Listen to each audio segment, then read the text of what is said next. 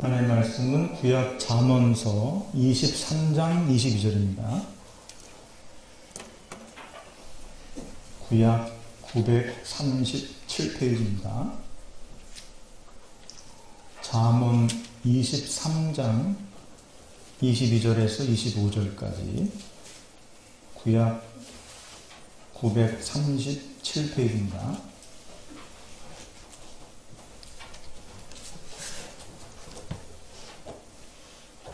잠언 23장 22절에서 25절까지 다 같이 우리 한 목소리로 말씀을 공독하겠습니다. 너를 낳은 아비에게 청종하고 내 늙은 어미를 경히 여기지 말지니라. 진리를 사되 팔지는 말며 지혜와 훈계와 명철도 그리할지니라. 의인의 아비는 크게 즐거울 것이요 지혜로운 자식을 낳은 자는 그로 말미암아 즐거울 것이니라. 내 부모를 즐겁게 하며 너를 낳은 어미를 기쁘게 하라. 아멘. 어머니의 기도, 정말 놀라운 힘이 있는 기도입니다. 그렇죠? 자녀를 위한 어머니의 기도. 저와 여러분이 늘 자녀를 위한 또 후대를 위한 그런 기도의 사람이 될 수 있기를 간절히 축복합니다. 우리가 지금은 어버이 주일로 지키고 있지만은 원래는 어머니 주일로 시작이 된 겁니다. 원래는 미국의 이 버지니아 주에 있는 웹스터라고 하는 교회에 주일학교에서 26년간을 꾸준히 교사로 섬겨왔던 이 자바스라고 하는 선생님이 있었습니다. 아주 훌륭한 주일학교 교사였던 그녀가 나이가 들어서 하나님께로 돌아갔을 때에 그녀의 가르침을 잊지 못한 제자들이 선생님이었던 자바스 부인을 기념하기 위한 추도식을 갖기로 그렇게 했습니다. 뭔가 좀 특별한 순서를 갖기를 원한 이 제자들은 이 멀리 살고 있었던 자바스 부인의 딸을 추도식에 초청을 하게 됩니다. 뜻밖의 소식을 접한 자바스의 딸 안나는 기쁜 마음으로 이 초대에 응하게 되고요. 드디어 추도식 날 식순 중에 하나로 안나에게 어머니 자바스 부인에 대해서 말할 수 있는 기회를 주게 됩니다.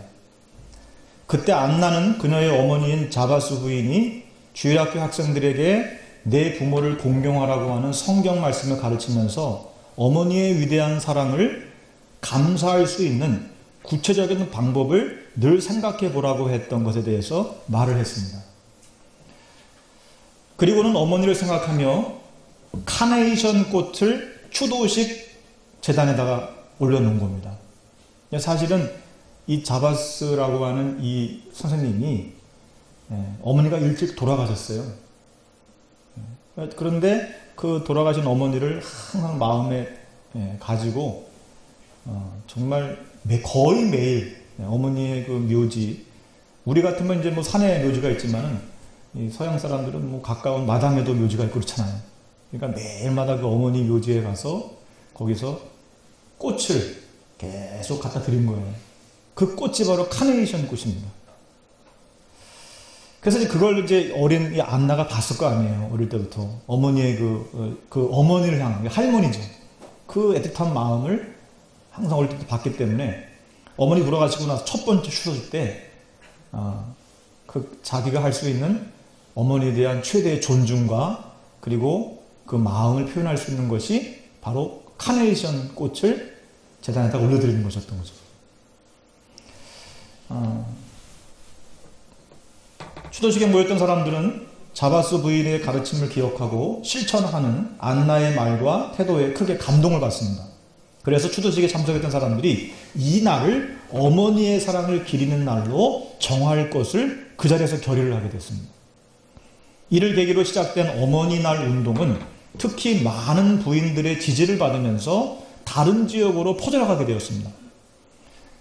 그 당시에 백화점 왕으로 불렸던 존 워너메이커, 이분도 역시 교회학교 아주 크게 부흥시켰던 그런 인물 중에 한 명이었는데, 이 존 워너메이커가 이 운동의 취지에 적극적으로 동의하면서 이 활동을 재정적으로 지원을 하게 됩니다. 1908년 5월 둘째 주일에는 자신이 경영하는 백화점에서 어머니의 사랑에 감사하는 모임을 주최하기도 했습니다. 미국 역사에 가장 험난했던 시대에 어머니들은 지혜와 용기로 가정을 잘 이끌어감으로 현재의 미국을 이룩하는 데 큰 힘이 되었기 때문에 미국인들에게 있어서 어머니날 운동은 금방 관심의 대상이 되었습니다. 그리고 이러한 사회 여론이 형성되면서 1914년 미국의 국회가 의사회에서 5월 둘째 주일을 어머니 주일로 정해서 기념일로 지키게 된 거죠. 어머니 주일은 그 후에 가정에서 아버지의 역할도 중요함이 강조되면서 어버이 주일로 바뀌게 되고 현재에 이르기까지 지켜지고 있는 것입니다. 우리나라도 본격적으로 어버이 주일이 지켜지기 시작한 것은 1930년 6월 15일 구세군 교단에 의해서 처음에 지켜지게 됐다고 그래요. 그리고 초대 대통령 이승만 대통령은 이 어머니 주일의 정신을 일반 대중에게도 전한다라고 하는 의미에서 5월 8일을 어머니날로 제정하고 공포하게 됩니다. 그때부터 지금까지 이제 어머니날로 5월 8일이 지켜지게 된 거예요. 그 후에 교회는 1960년 어머니 주일을 어버이 주일로 개칭하면서 어머니뿐만이 아니라 아버지의 은혜도 기리는 날로 그렇게 삼게 됩니다. 그리고 그 이후에 1974년에 이르러서 정부에서도 어머니날을 어버이날로 개칭해서 오늘에 이르게 된 것입니다. 이런 이유로 우리나라는 어버이 주일은 일반인들의 기념일로 함께 지켜지고 있는 것이죠. 참 감사하고 참 우리가 자랑스러운 것은 이 어버이 주일 그리고 그 거슬러 올라가서 어머니 주일 이게 교회에서부터 시작했다는 사실입니다. 이게 얼마나 참 자랑스러운 일이에요. 그렇죠? 우리가 생각할 때는 정부에서 제정해서 공포한 것이라고 생각하지만 그렇지 않습니다. 시작은 바로 우리 교회에서 출발했던 것입니다. 이 어버이 주일의 풍습으로 가장 대표적인 것은 여러분의 지금 가슴에 달려있는 빨간 카네이션을 달아드리는 것입니다.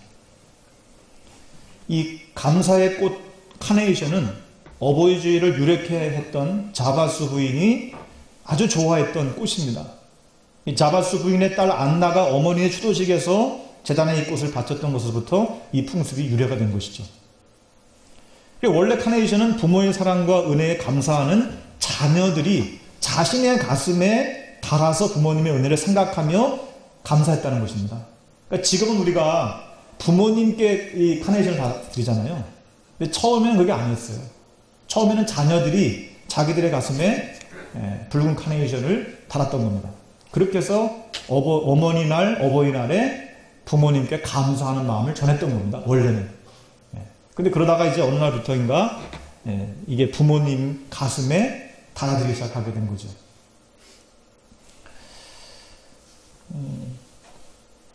사실 벌써 5월 8일이 지나갔고 그랬지만은 우리가 전통적으로 5월 첫째 주일은 어린이 주일로 또 두 번째 주는 어버이 주일로 이렇게 지키기 때문에 오늘 우리가 지금 어버이 주일 예배를 드리고 있습니다.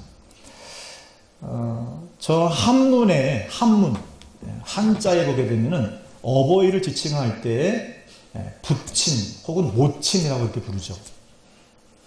여기 이 친자는요 어버이의 마음이 담긴 뜻글자입니다. 시골에는 보통 닷새 만에 장이 서게 되는데 장이 서게 되면은 아들은 그동안 모아놓았던 이제 나무찜을 지게에 짊어지고 장터로 팔려갑니다. 집에 계시는 어머니는 뜰 안에 여러 농사일들과 집안일을 하시겠죠. 그러나 항상 생각 속에는 장에 나간 아들이 있는 거예요. 이 아들이 잘 팔고 또 무사히 잘 돌아올 수 있을까. 그 생각이 있는 겁니다. 한켠에는. 마침내 저녁이 되고 이제 해가 뉘엿뉘엿 넘어가는데도 아들은 돌아오지 않습니다. 저녁을 다 지어놓고 기다리다 못해서 어머니는 동구밭까지 아들을 마중 나가게 돼요. 저 멀리 아들은 보일락 말락. 장터에 갔던 사람들이 하나둘씩 돌아오는데 아들은 아직도 돌아오지 않습니다. 얼마나 어머니가 걱정이 됐겠습니까? 마침 언덕에 소나무 한 그루가 있는 거예요. 그 나무에 올라가서 저 멀리 장터를 바라봅니다. 이 어머니가. 이 애틋한 마음을 한자로 표현한 것이 바로 어버이 친자예요. 우리가 보통 부친, 모친 할 때 그 친자 있잖아요. 이 친자는 친할 친자, 혹은 가까이 할 친자로 쓰기도 하지만은 어버이 친자로 쓰여지는 말이거든요. 굉장히 의미가 많은 그런 단어입니다. 이게 나무 위에 올라서서 보고 있는 그 모습을 상형문자인데 원래 이것을 나중에 한자로 이제 이렇게 지금은 사용하고 있는 것이죠. 그런데 여기에 버금가는 한자가 또 하나 있습니다. 효도 효자예요. 아들은 갖고 간 것을 늦게까지 다 팔고 고등어 몇 마리 사가지고 어머니께 드릴 몇 가지 물건을 사들고 집으로 돌아오게 됩니다. 그런데 돌아오다 보니까 저 동구밭 소나무 위에 어머니가 보이는 거예요. 그리고 드디어 빠른 걸음으로 어머니를 만나게 됩니다.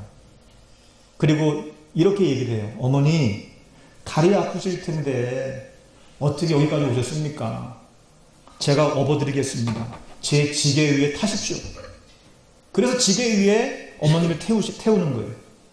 이때의 그 모습을 그려가지고 만든 글자가 뭐냐 하면은 바로 우리가 잘 알고 있는 효도 효자입니다. 그래서 효자 한문을 잘 보시면은 마치 이 자식이 어머니를 이렇게 짊어지고 있는 모습, 그런 모습의 글자예요. 이게 노인을 업고 오는 아들의 모습, 이러한 한자의 모습, 친자와 효자가 가정에 있을 때에 그 가정은 복을 받지 않을 수밖에 없죠. 바라기는 저와 여러분의 가정이 이런 복된 가정이 될 수 있기를 주님의 이름으로 축복합니다.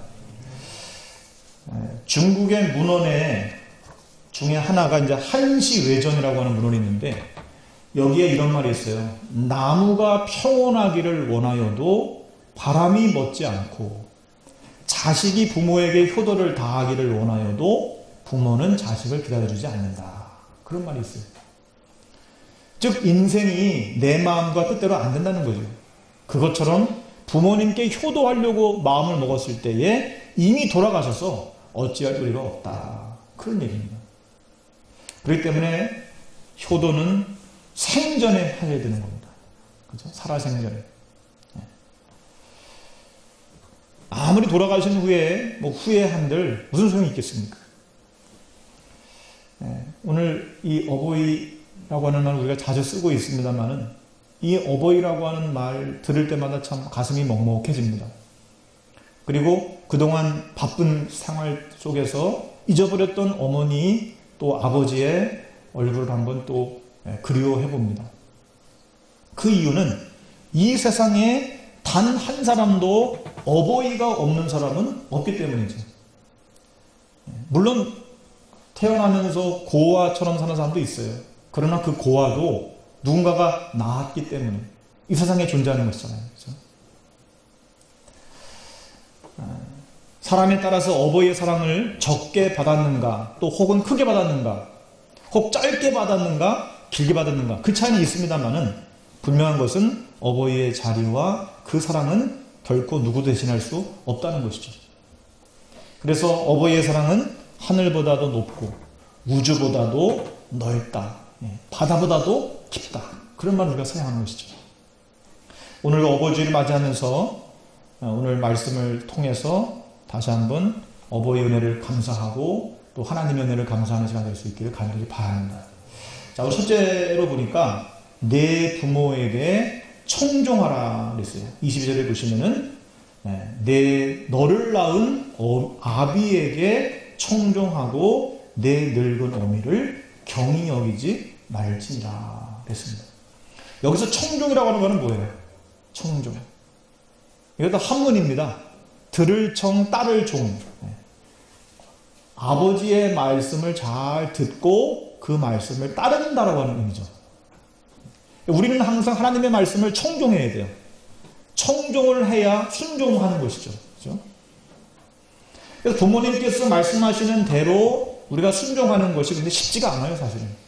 왜 그러냐? 이제 부모님은 점점 늙고 힘이 빠지잖아요. 그죠? 우리는 더 힘이 세지고 더 강해지잖아요. 그러니까 부모님을 어릴 때는 부모님의 말씀이 무섭기도 하고 두렵기도 하기 때문에 내가 원하든 원하지 않든 부모님의 말씀을 따르지만은 이제 우리가 나이가 들고 또 이제 우리도 어린이 되어 가면은 이제는 부모님의 말씀이 앞뒤도 안 맞는 말씀도 하시고 시대에 뒤떨어지는 말씀도 하시고 그러다 보면 무시하는 경우들이 많다는 거거든요. 그리고 말씀이 맞음에도 불구하고 자꾸만 내 생각을 고집하고 거역하는 경우들이 많습니다. 그런데 생각해보면 우리가 사회생활을 할 때는 어떻습니까? 나보다 위에 상관이나 아니면 위에 있는 윗사람한테 웬만하면 우리가 다 들어주잖아요. 그죠? 그런데 이상하게도 부모님에게만큼 그렇게 안 해요. 나를 그렇게 위해서 평생 동안 고생하신 분이신데도 불구하고 다른 사람들은 그렇게 친절하고 배려가 있고 존중하고 그런데 부모님이 하시는 말씀에 대해서는 별로 그렇게 귀를 기울이지 않을 때가 많다는 것이죠. 왜 그럴까요? 그만큼 부모님이 편해서 그런 겁니다. 편하기 때문에 그런 거거든요. 어려우면 그렇게 못하죠. 편하니까 그렇게 하는 거죠. 우리가 부모님의 훈계에 귀를 기울여야 할 이유는 부모님이야말로 그 풍부한 인생의 경험을 통해서 나를 가장 잘 아는 사람이에요. 그렇잖아요. 여러분, 나를 이 세상에서 가장 잘 알고 있는 사람이 누굴까요? 부모님이십니다. 부모님. 그 누가 아니에요. 부모님이시지. 나를 낳을 때부터 지금까지 가까이서 관찰하시고 또 훈육하시고 돌보신 분이시잖아요. 나를 정확하게 알고 계신 분이 부모님이십니다.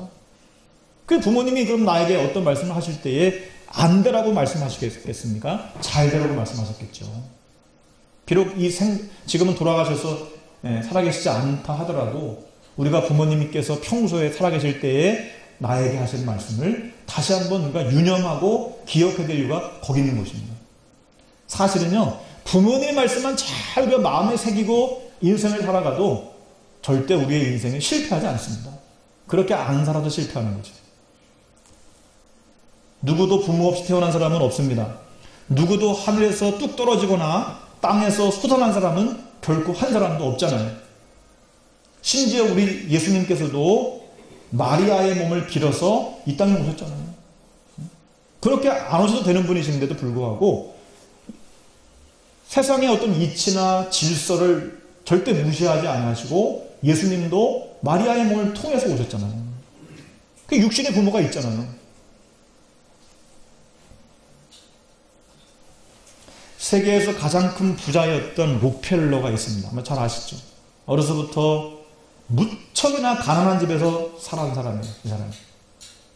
그러니까 여러분, 가난이라고 하는 것이 저주가 아닙니다. 그러니까 이건 생각하기 나름인 거예요. 해석하기 나름인 겁니다. 그래서 큰 이 부자들을 보면은 아주 부모님이 잘 돈이 많은 그런 사람일 경우도 있지만 아예 부모님이 정말 너무너무 찢어지게 가난해가지고 그것에 대한 항상 마음을 가지고 열심히 살았던 사람들이 부자가 되는 경우도 많은 걸 볼 수가 있어요. 록펠러는 바로 그런 사람 중에 한 명이었습니다. 너무너무 가난해가지고 어릴 때 제대로 교육도 못 받았잖아요.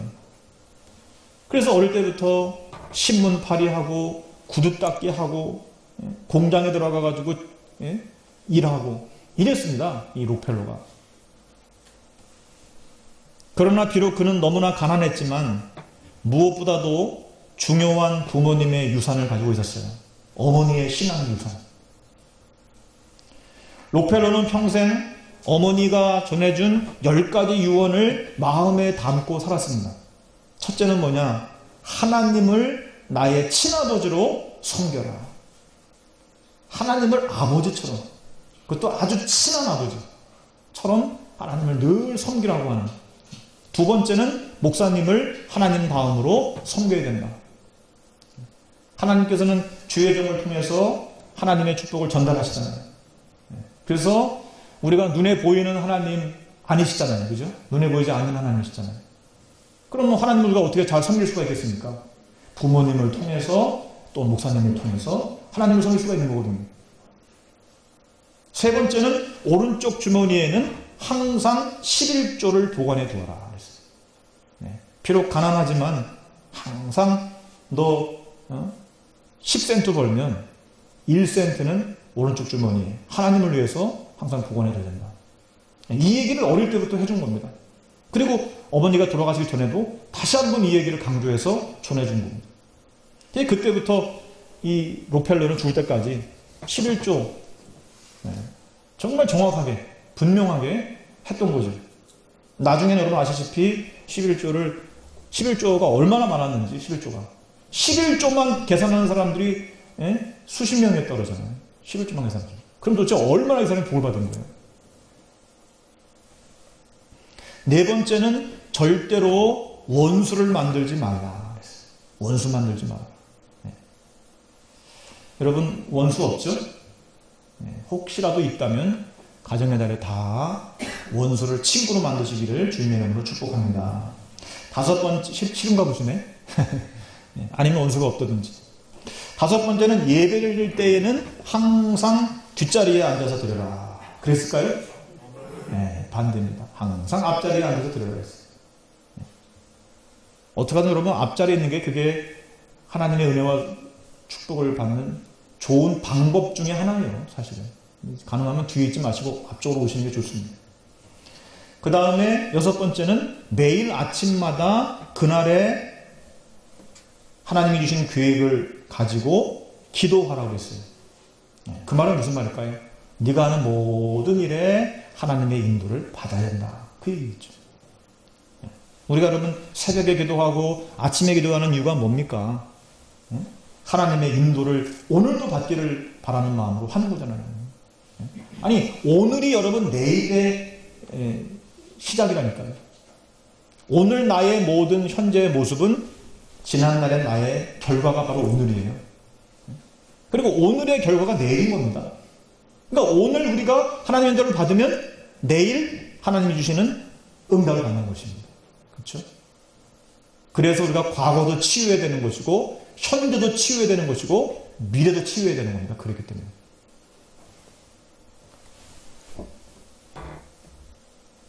일곱 번째는 잠들기 전에는 반드시 하루를 점검하고 하나님 앞에 기도하라 그랬어요. 하루에 이제 일정을 돌아보면서 한번 하나님 앞에 기도하면서 한번 헤아려 보는 거죠. 내가 과연 오늘 하나님의 말씀을 또 하나님의 뜻을 어떻게 인도를 잘 받았는지. 여러분 이렇게 점검하는 게 중요한 거잖아요. 우리가 가정의 경제도 항상 점검을 잘 해야죠. 그래야 가정 경제도 항상 이렇게 올바로 경영이 되는 거잖아요. 이거 계산도 하지 않고 그냥 막 필요하다고 막 써버리면은 어떻게 되겠습니까? 그 가정 경제 망가지는 거잖아요. 그죠? 여덟 번째는 남을 도울 수 있을 때에는 있는 힘껏 도와주라. 힘껏 도와주라. 아홉 번째는 주일 예배는 꼭 본교회에서 드려라. 록펠러는요. 그래서 그 바쁜 사람이잖아요. 얼마나 바빠요. 세계적인 경영인인데 한 시대 정말 최고의 부자일 뿐만 아니라 지금 세계 역사 가운데서도 단연 탑3 안에 들어가는 그런 거부였잖아요. 그럼 이 사람 얼마나 바빴겠습니까? 생각해보세요. 그래도 주일이 되면은 무슨 일이 있어도 본교회 가가지고 예배드렸어요. 아무리 저 멀리 가 있어도 비행기 타고 와가지고 예배드리고 그렇게 했습니다.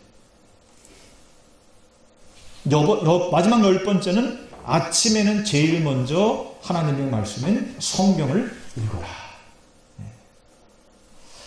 이렇게 10가지의 유언을 했어요. 그리고 이것은 평소에도 돌아가시기 전에 어머니가 록펠러에게 항상 얘기했던 것이겠죠. 이 10가지만 실천했는데도 불구하고 록펠러는 우리가 아는 것처럼 세계의 제일 큰 부자가 되었습니다. 여러분 어떻게 보면 아주 간결하지요. 근데 신앙생활에 있어서도 너무나 중요한 말씀이에요. 사실 여러분 성공의 비결이라고 하는 것이 특별한 거 아닙니다. 우리는 성공한 사람들이 뭔가 좀 남다른 뭔가 비결이 있는가 하고서 우리는 자꾸 그 사람들이 하는 말을 들어보려고 하지만은 들어보면요 다 거기서 거기입니다. 제가 볼 때. 뭐 유명한 강사들이 나와가지고 뭐 명강의를 하잖아요. 가만히 들어보면은 다 우리가 아는 소리요. 모르는 소리 하는 다 아는 소리 하는 겁니다. 그런데 그 사람들이 실천한 겁니다. 실천. 꾸준히 매일 반복하면서 실천하려고 했던 겁니다. 그 차이밖에 없는 거예요.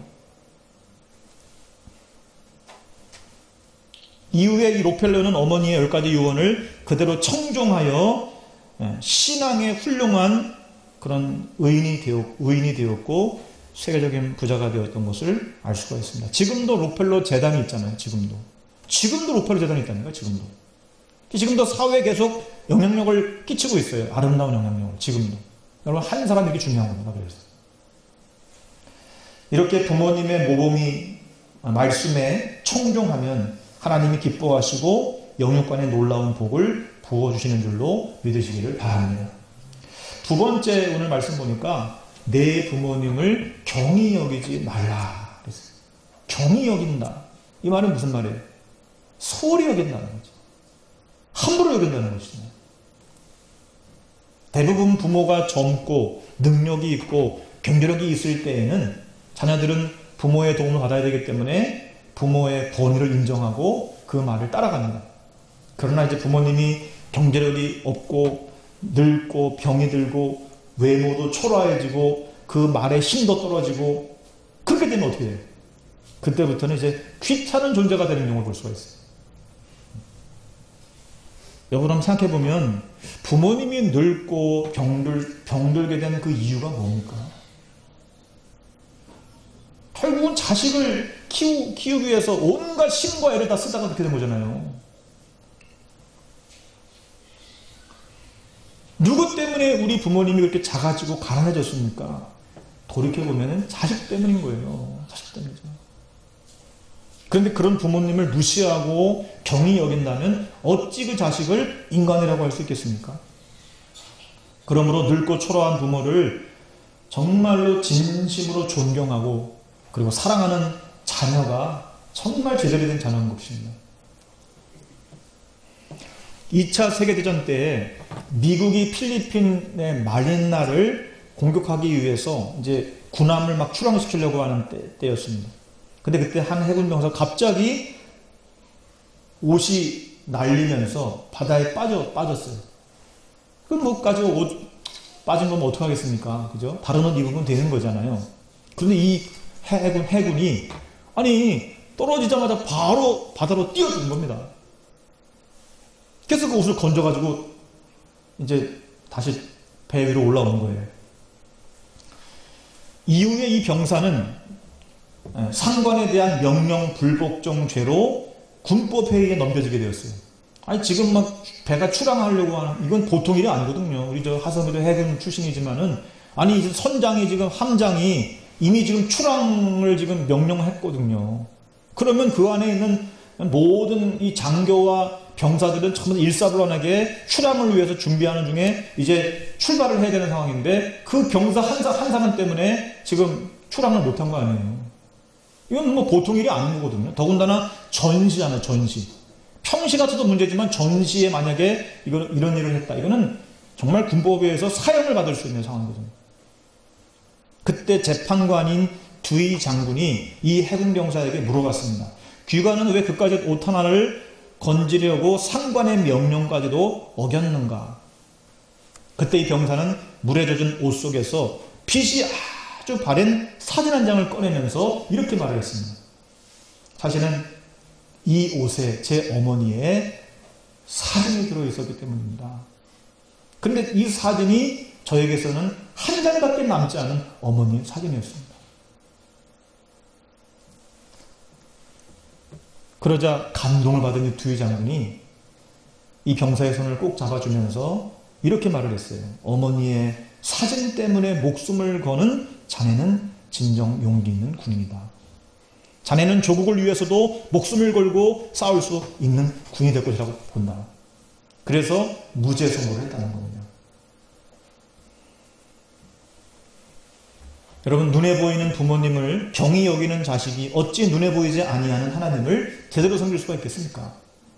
바라기는 부모님을 잘 섬김으로 마음을 즐겁게 해드리는 좋은 자녀, 믿음의 자녀가 될 수 있기를 간절히 축복합니다. 네, 마지막으로 24절 이하에 보니까 내 부모님을 즐겁게 하고 기쁘게 하라. 그렇게 말씀하고 있어요. 참 이미 부모님이 돌아가신 분들은 참 이 말씀 우리가 대로 살고 싶어도 그렇게 할 수가 없죠. 그죠? 저 역시도 마찬가지입니다만은. 그러나 그렇다고 해서 우리가 부모님께서 내게 베풀어 주신 그 은혜와 사랑을 우리가 잊어버릴 수는 없는 거잖아요. 또 살아계시다면 아직도 기회가 있는 것입니다. 옛날부터 우리나라에는 그런 말이 있잖아요. 60 먹은 아들도 80 먹은 노모 앞에서 재롱을 피워서 즐겁게 해드린다. 그런 말이 있습니다. 쉽게 말하면 부모님을 기쁘게 해드리기 위해서는 자녀들은 뭐든지 할 수 있어야 된다. 그 말이에요. 그렇잖아요. 그죠? 뭐든지 할 수 있어야 됩니다. 그런데 부모님을 기쁘게 해드릴 수 있는 방법이 뭘까요? 그건 여러분이 찾아보셔야 되겠죠. 왜냐하면 내 부모님이시니까. 내 부모님을 그래도 자녀가 잘 알 거 아니에요. 부모님의 마음을 조금이라도 기쁘게 해드릴 수 있는 방법이 뭘까? 이제 마지막으로 한 이야기 하나 하고서 마치려고 합니다. 옛날 그 마을에 유명한 효자가 하나 있었습니다. 근데 어느 날 이웃 마을에도 아주 효자가 있다는 소식을 듣고 어떻게 하면 내가 더 우리 부모님께 잘할 수 있을까? 그래서 그 마을로 갔어요. 가가지고 그 효자 집으로 한번 가봤습니다. 어떻게 하길래 이 사람은 이렇게 소문이 좋은가? 근데 마침 가서 보니까 이 아들은 밭에 일하러 갔고 어머니만 계신 거예요. 어쨌든 뭐 기다렸겠죠. 아들을 봐야 되니까. 그래야 내가 뭔가 보고 배울 수 있으니까. 한참 후에 아들이 큰 바구니를 하나 지고 돌아왔습니다.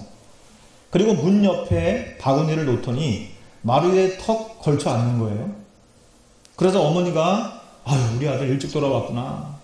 그러면서 대야에다가 더운 물을 떠가지고 와가지고 이 흑돼성이가 된 더러운 아들의 발을 아주 정성을 다해서 씻어주는 거예요. 발을 다 씻자 이 아들은 이제는 마루에 배를 깔고 누워가지고 담배를 피우고 있는 겁니다.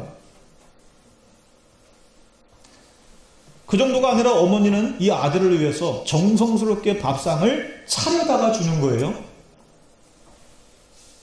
소문을 듣고 찾아온 이 효자는 그 광경을 보고서 충격을 받습니다. 그리고 세상에 얼마나 어이가 없겠습니까? 그렇죠? 아니 부모님께 효도 잘한다라고 하는 아들을 보고 싶어가지고 왔는데 아들이 하는 행동을 보니까 저거는 완전 저런 호로사도 없는 거예요. 아니 저 노모를 말이야 저렇게 부려먹는 아들이 무슨 효자냐 이 말이죠. 그런데 그 이유는 이제 밝혀지게 됩니다. 그가 이런 말을 했어요. 저는 사실 효행 비슷한 것은 아무것도 하지 않습니다. 다만 어머니께서는 직접 자신의 몸을 움직여서 저를 도와주시는 것만으로도 큰 즐거움을 삼고 계십니다. 어머니를 즐겁게 해드리는 것이 저의 즐거움이고 어머니께서 말씀하시면 저는 그대로 실천합니다. 어머니께서 힘드실까 생각하여 제가 나서면 어머님은 마음이 불편해 하십니다. 그래서 어머니의 뜻대로 해드리는 것이 가장 옳은 일이라고 생각해서 제가 이렇게 행동하는 것입니다. 라고 이렇게 대답을 하더라는 것이죠. 여러분, 내가 생각하기에 효행이라고 하는 것, 또 부모님이 생각하시기에 효도라고 하는 것, 다를 수 있다는 것이거든요.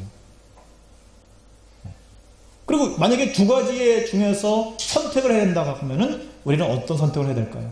당연히 부모님이 원하시는 것을 선택해야죠. 다시 말하면 여러분 부모님의 마음을 잘 읽을 수 있어야 되는 것입니다.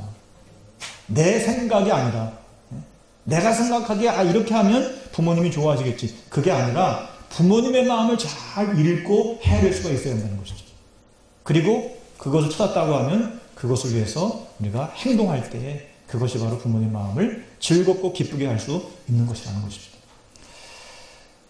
말씀을 이제 마치려고 합니다. 좋은 부모가 있어야 좋은 자녀가 있는 것이겠죠. 또 좋은 자녀가 있어야 좋은 부모가 있는 것입니다. 그러니 여러분은 더욱 좋은 자녀, 좋은 부모가 되시기를 간절히 바랍니다. 무엇보다도 내가 잘하면 모두가 잘 될 수가 있는 거예요. 내가 잘하면 되는 거거든요. 내가. 모든 것은 여러분 나에게 달려있는 것입니다. 그러니 책임을 누구에게 전가하거나 원망하지 말고 지금부터 내가 잘하면 행복한 가정과 행복한 인생이 될 수 있다는 것을 생각하시고 오늘 우리에게 주신 말씀처럼 항상 부모님의 말씀에 청종하시고 또 부모님을 경홀히 여기지 마시고 항상 존중하시고 또 부모님을 기쁘게 해드리고 즐겁게 해드릴 수 있는 저와 여러분 되셔서 이 땅에서 잘되고 장수하는 축복을 누릴 수 있기를 간절히 축복합니다.